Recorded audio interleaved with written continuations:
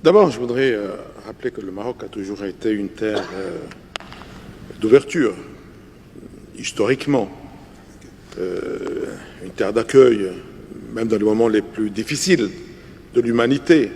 Je pense aux peuples juifs persécutés qui ont fui de l'Europe, ils ont trouvé refuge dans votre beau pays. Je pense pendant la Deuxième Guerre mondiale, quand ils étaient aussi persécutés, les résistants en France et en Europe, ils fuyaient vers votre beau pays.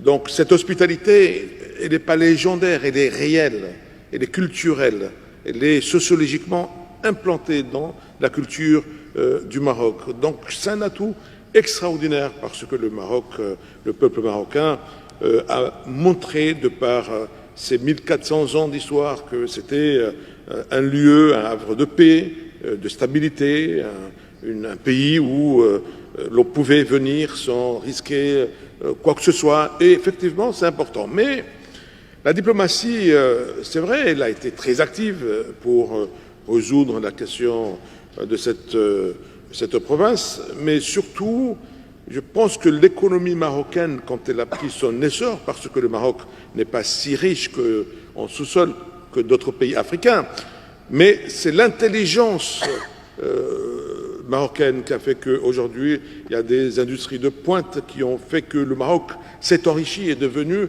ce que le Maroc est devenu aujourd'hui. On parlait de cette province du Sud tout à l'heure en disant qu'il y a la démocratie. Effectivement, le professeur le disait si bien, c'est là où il y a un taux de participation dans les votes le plus élevé.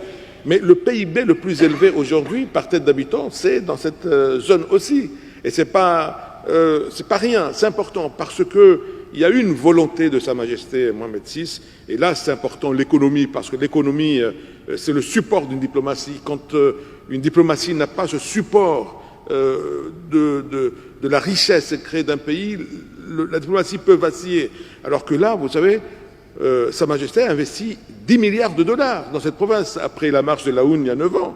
10 milliards de dollars représentent à peu près 10% du PIB du Maroc. Donc c'est une volonté forte, marquée, de faire un changement et surtout faire de cette zone une vitrine du savoir-faire marocain, de la capacité à créer une industrie à tout point de vue, même touristique. Parce qu'aujourd'hui, j'étais il n'y a pas longtemps dans le Sud, j'ai vu le tourisme lié aux activités maritimes. J'ai vu des Australiens venus jusqu'ici pour faire les activités maritimes sportives. J'ai vu, donc il y a une diversité qui est là, il y a une réussite. En levant, je ne connais pas un autre pays qui a été capable de faire ce que Sa Majesté Mohamed VI, que Dieu l'assiste, et le peuple marocain a fait dans cette péninsule en 9 ans. 9 ans, c'est pas 20 ans, c'est pas 50 ans.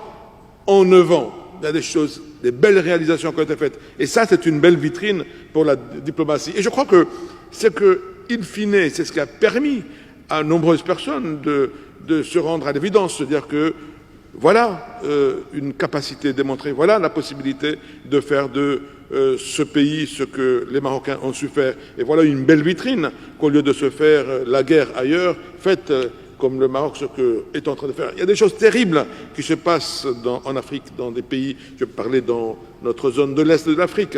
Et quand on voit aujourd'hui ce que Sa Majesté a porté dans cette zone pour renforcer la paix, la stabilité, l'enrichissement de la nation marocaine, c'est quelque chose d'extraordinaire et c'est une très très belle vitrine c'est un exemple, pour l'Afrique. Un exemple pour l'Afrique et même pour le monde. Pour le monde entier, mais surtout pour nous, Africains, parce que je raisonne surtout sud-sud. Je pense que nous avons beaucoup à apprendre du Maroc et le Maroc a beaucoup à nous apporter. Et cette diplomatie aujourd'hui, elle est rayonnante parce qu'elle peut exporter ce qui a été fait déjà au Maroc, cet déploiement de l'ingénierie marocain à tout point de vue. Vous parliez maintenant de l'énergie verte. Il y aura de l'énergie verte qui sera exportée jusqu'à Londres, jusqu'en Angleterre. Et ça, c'est quelque chose d'extraordinaire. Quand on voit qu'aujourd'hui, dans le PIB marocain, il y a plus de 20%, je pense 25% du PIB qui repose sur l'exportation de voitures. Quand on sait que l'industrie pharmaceutique, à un moment où l'Afrique était, où le monde était confronté dans une crise majeure qui était le Covid, l'industrie marocaine était capable de produire des masques et d'autres produits dérivés. Et on a vu la solidarité du Maroc et de Sa Majesté Mohamed VI quand il a assisté beaucoup de pays africains.